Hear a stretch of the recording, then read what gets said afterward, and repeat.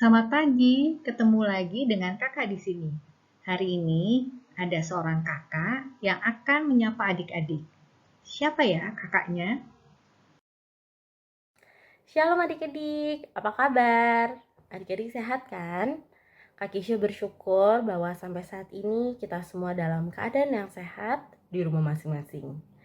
Adik-adik, Kak Kisha dan seluruh kakak layan pakat PAGPB Anugerah Jakarta udah kangen banget sama adik-adik untuk kita bisa bersama beribadah lagi.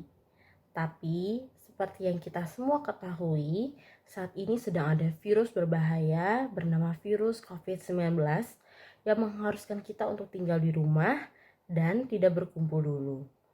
Nah, supaya adik-adik bisa tetap mengikuti IMPA, maka setiap minggunya Kakak Layan akan mengirimkan video untuk nantinya bisa ditonton adik-adik didampingi oleh papa, mama, atau orang tua lainnya. Di dalam video itu juga akan ada aktivitas yang bisa adik-adik kerjakan. Jangan lupa setelah mengerjakan aktivitas itu dikirimkan kembali ke kakak layan untuk dilihat hasil kerjanya. Nah adik-adik, sebelum Kak Akisha mengakhiri video ini ada 3 hal penting yang mau Kak Akisha ingetin nih buat adik-adik. Yang pertama, adik-adik harus tinggal di rumah dulu ya. Yang kedua, adik-adik harus terus jaga kesehatan dengan makan makanan yang bergizi dan juga berolahraga yang rajin.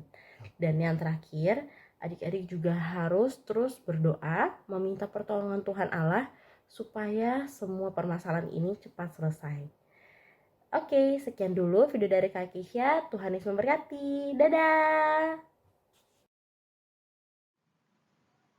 Nah, adik-adik tadi sudah mendengarkan pesan-pesan dari Kak Kesya.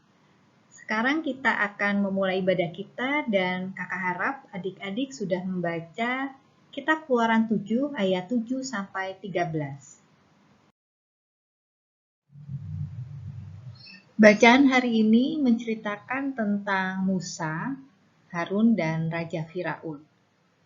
Bagaimana Allah memerintahkan Musa dan Harun untuk bertemu dengan Raja Firaun untuk meminta Raja Firaun membebaskan bangsa Israel dari Mesir. Karena Raja Firaun tidak mau membebaskan bangsa Israel, maka sesuai dengan perintah Allah, Harun melempar tongkatnya yang kemudian berubah menjadi ular. Melihat itu, kemudian Raja Firaun memanggil para penyihir dan orang yang ahli untuk datang dan menunjukkan kehebatannya.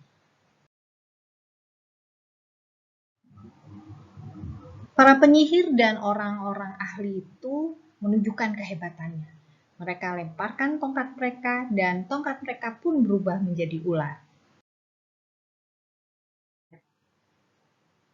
Karena kuasa Allah, ular yang berasal dari tongkat Harun memakan semua ular-ular dari para penyihir dan orang-orang ahli itu.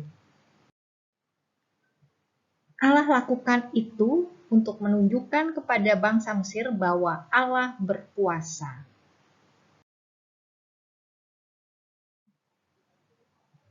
Sesuai bacaan hari ini, kita ada membaca bahwa Allah memang mengeraskan hati Raja Firaun untuk tidak membebaskan bangsa Israel dari Mesir.